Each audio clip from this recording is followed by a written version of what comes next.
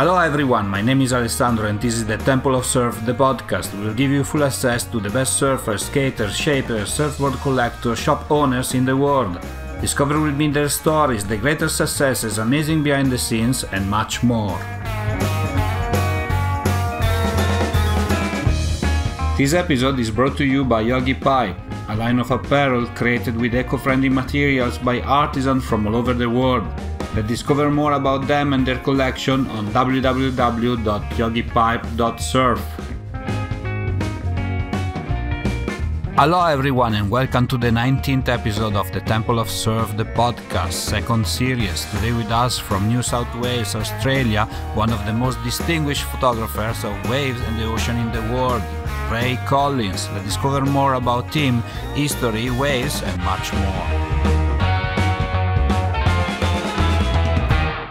Hi Ray, welcome to the show. Where are you today? Today I'm at home. I'm on the south coast of New South Wales, which is about an hour south of Sydney. And beaming into your lounge rooms or to your headphones, wherever you are in the world.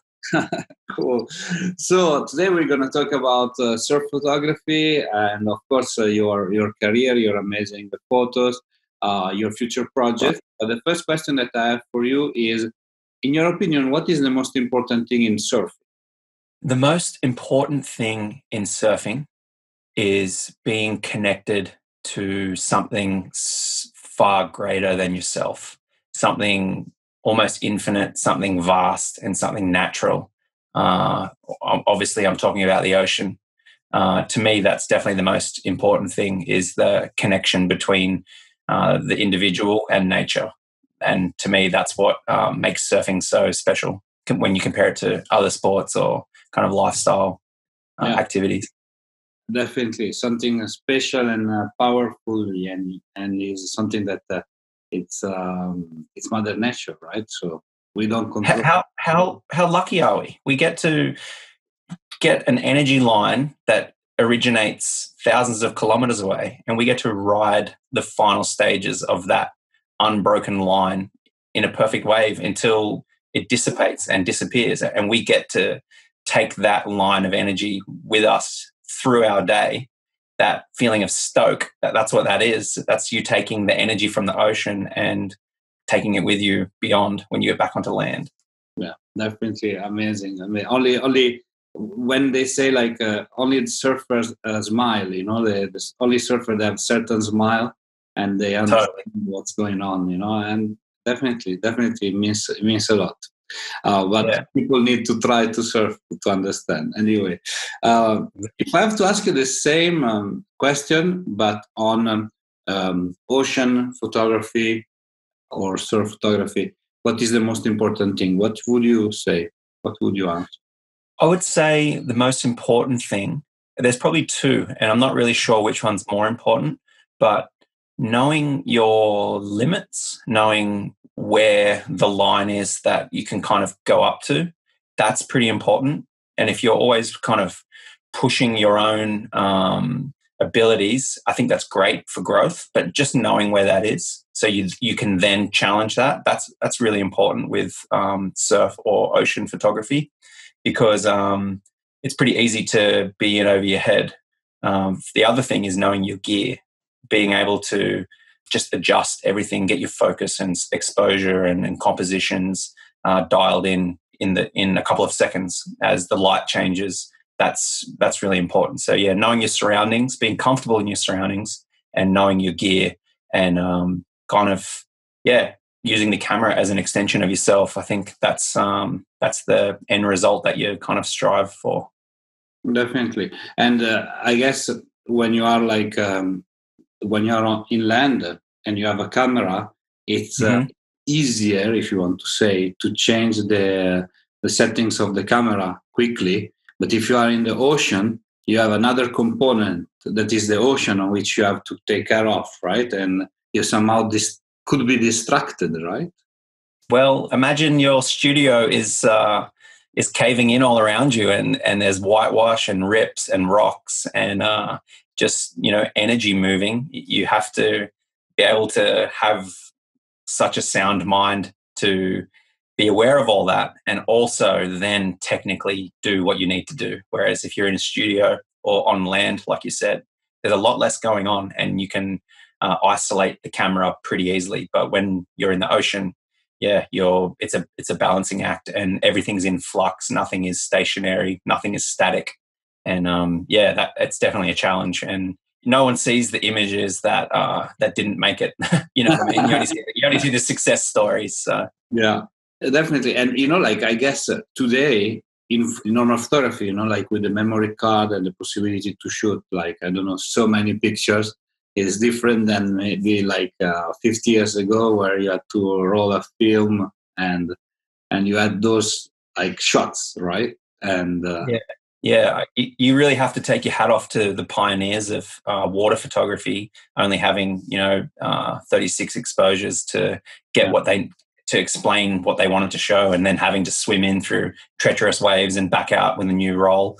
Yeah, the learning curve with digital is really quick. You can learn instantly, and that's never been able to happen in history with photography. So we're at a pretty exciting time.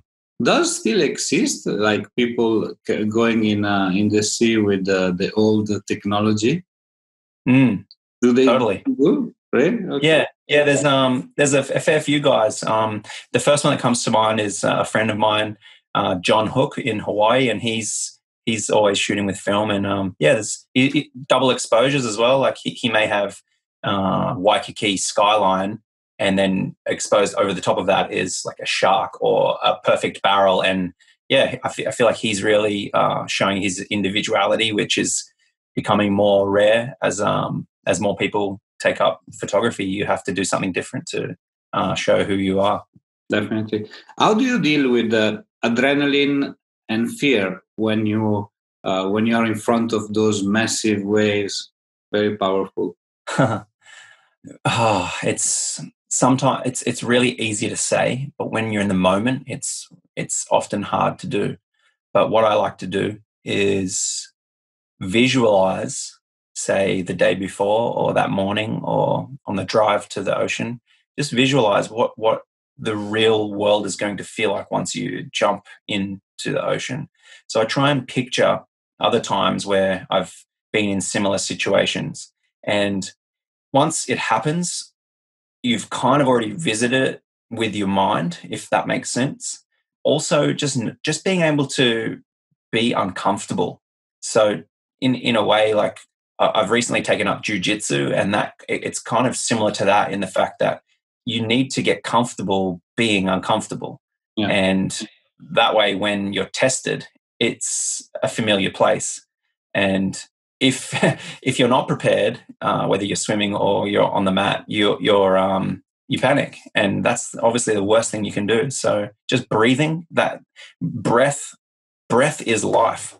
That is the most important thing you can do.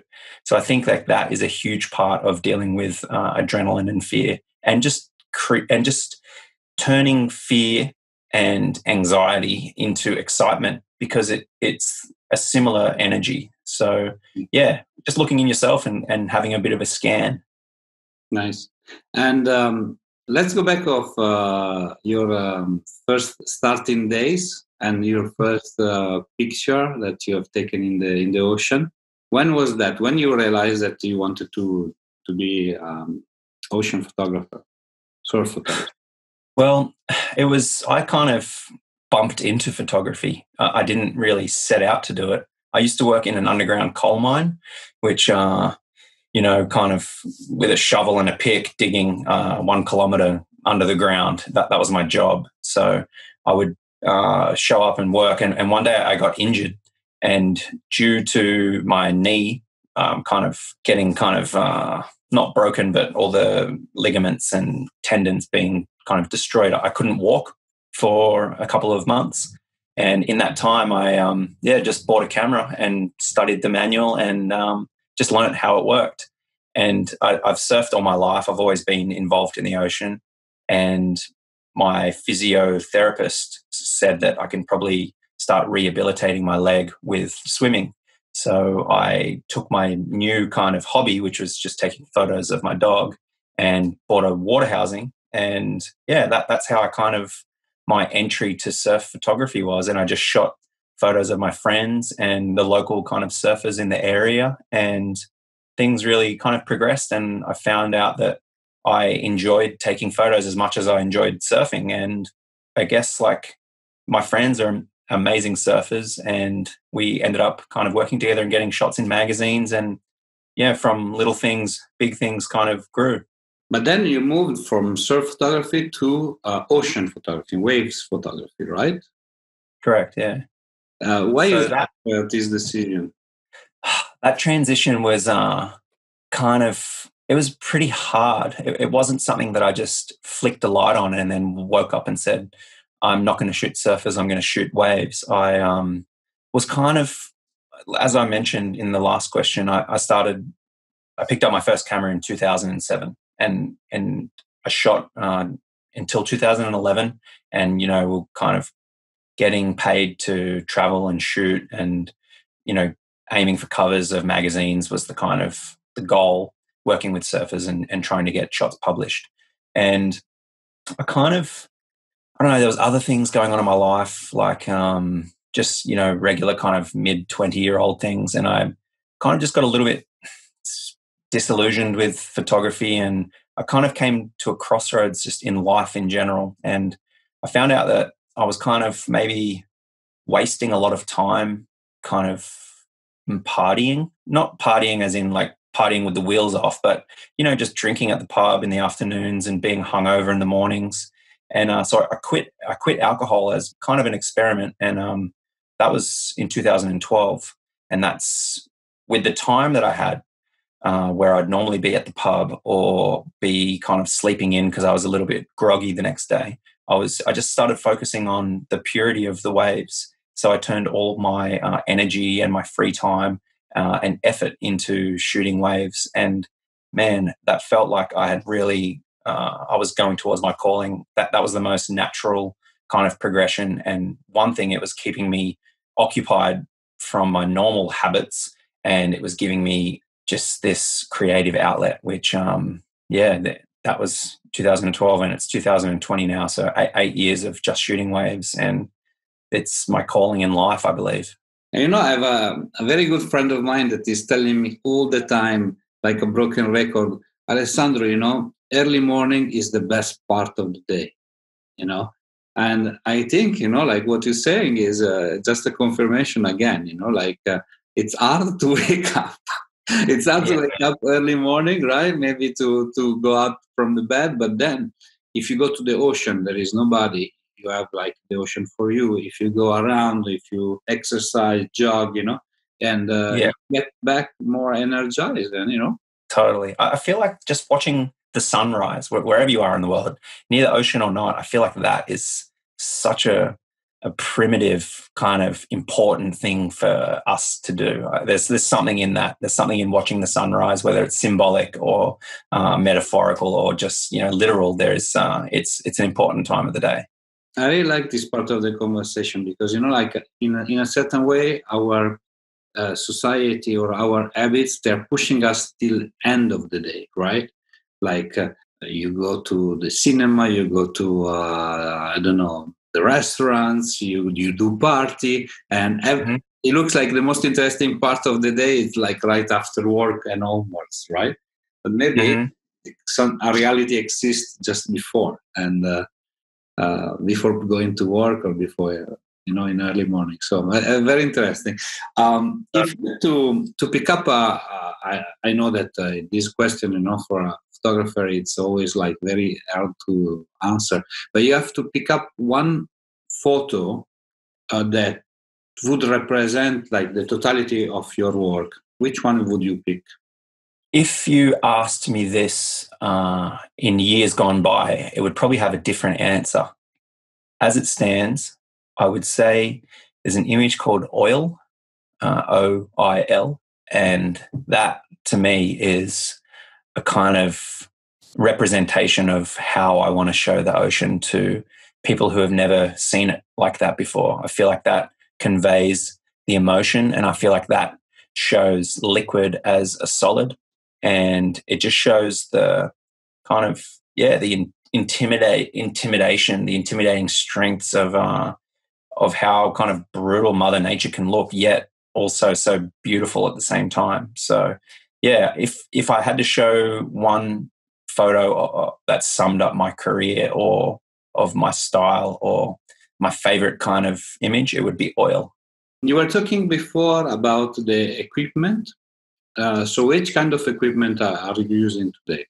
So basically, I'm using a Nikon D850 and a whole array of different Nikon lenses. Usually I'm using prime lenses. That means there's no zoom. It's fixed at, 35, 50, 85, 105, 135, even 300. So I tend to use primes a lot because then I don't have to make a decision about zooming. It just simplifies photography for me. So they're the cameras and lenses I use. I'm currently using a D850 camera body from Nikon, and my other really important part for what I do is water housing, and that is basically a box or a glove kind of fit that goes around. You slide your camera into it, and then you seal up the back plate with some clips. And on the back of this water housing, there's buttons that line up with the camera buttons. So you can use the camera in the water as you would on land. You have access to all the functions, and you're able to change your ISO and shutter speed and aperture and focus and whatnot, and go through the menu and change to video. So that is also hugely important because cameras don't like salt water. So the water housing is the barrier between the ocean and the gear. Other than that, I'm just wearing generally like a wetsuit. I'm wearing like these natural Ulex rubber wetsuits from Patagonia, and just swim fins from Dufin. They're what the Hawaiian and US lifeguards use, and I found them to be really responsive to kick and get away from, get out of the impact zone when the waves are breaking. And then, other than that, I just put sunscreen on every day from a company called Sun Zapper. And I guess they're probably the most important things in my equipment when I go and shoot a photo in the ocean. Definitely. If you had to give a suggestion to a young photographer, ocean photographer, surf photographer, which one would it be? Well, I guess it could be directed at a young ocean or surf photographer, but any photographer in general. It would be to shoot what you want to see, not what you think someone else wants to see. I think that the power in your images comes from your individuality. I know that trends in photography can come and go, especially when you look on Instagram or something like that. And it's easy to try and replicate something, but real art comes from within. And if you can think and plan and even dream of something and then execute that and represent that visually, that's your power. That's your superpower. So yeah, shoot what you want to see. Definitely. I agree with you. What are your future plans? What you're working on? Something specific, something special? Well, all of my plans, they fell away this year, as did the rest of the world.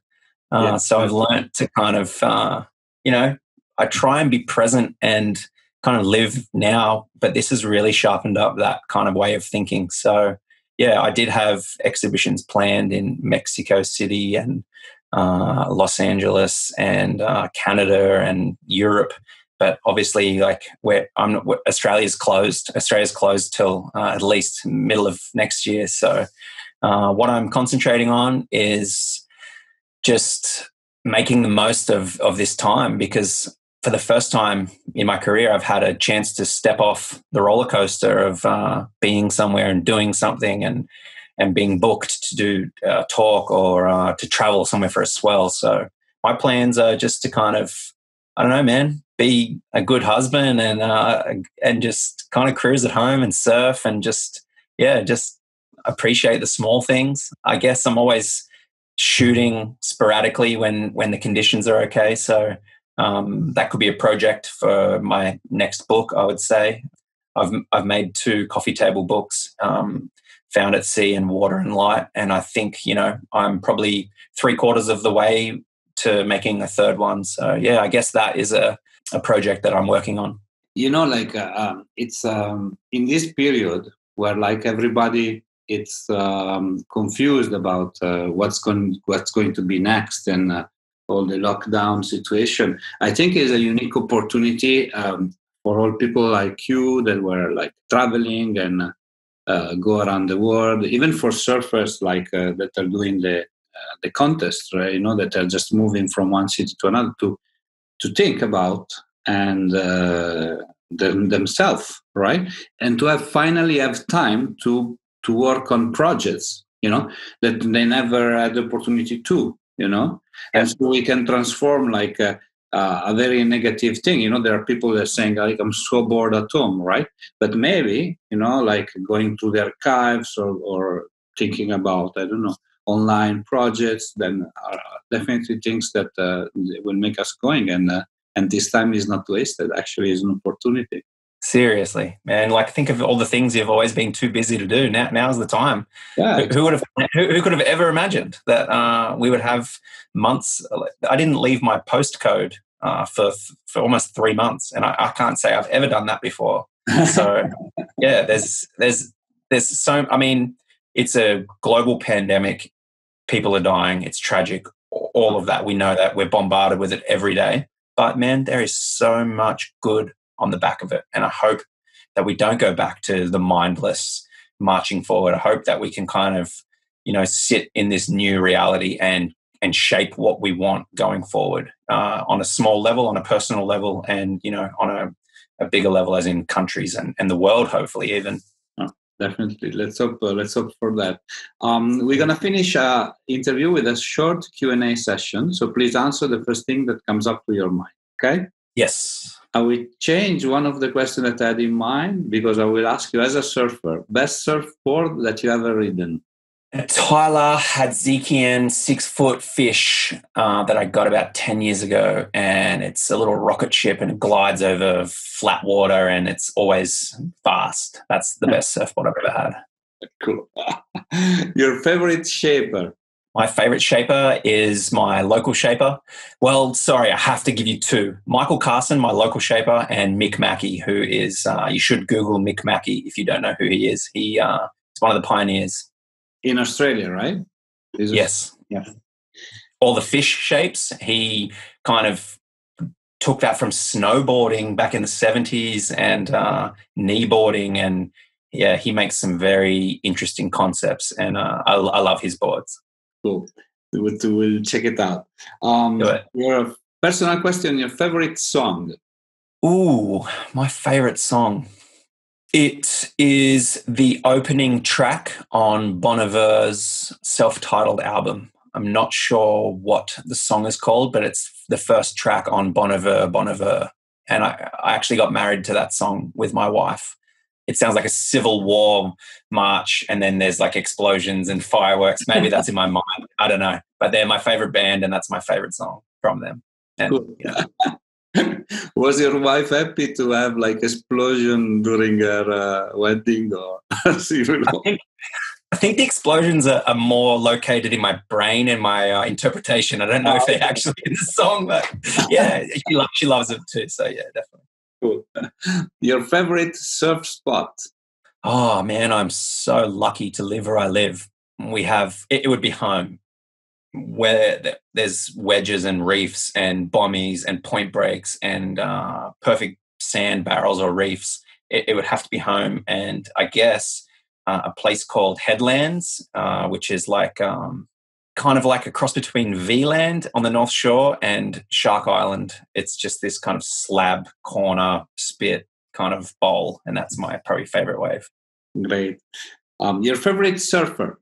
My favorite surfer, man, it would maybe be Dave Rastovich or Kelly Slater for different reasons, obviously. Yeah, of course. And the last question is a little bit unusual. We ask to everybody. Nothing to do with surf photography or anything else. We want to know your best relationship advice. Whoa.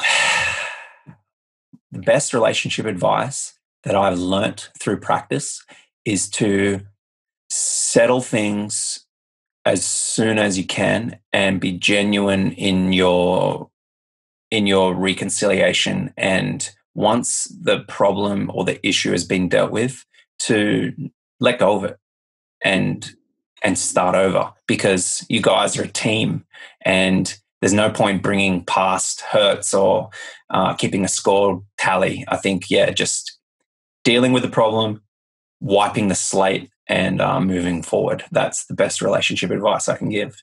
Definitely. I completely agree with you. Thanks a lot, Ray, for being on the show with me today, and I look forward to talk to you very soon. Thanks so much, Alessandro. It's been a pleasure to be on the Temple of Surf, and thanks for having me. Thank you. Ciao.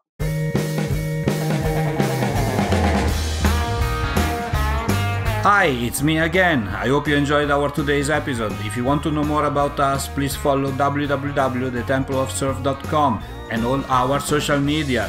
Mahalo!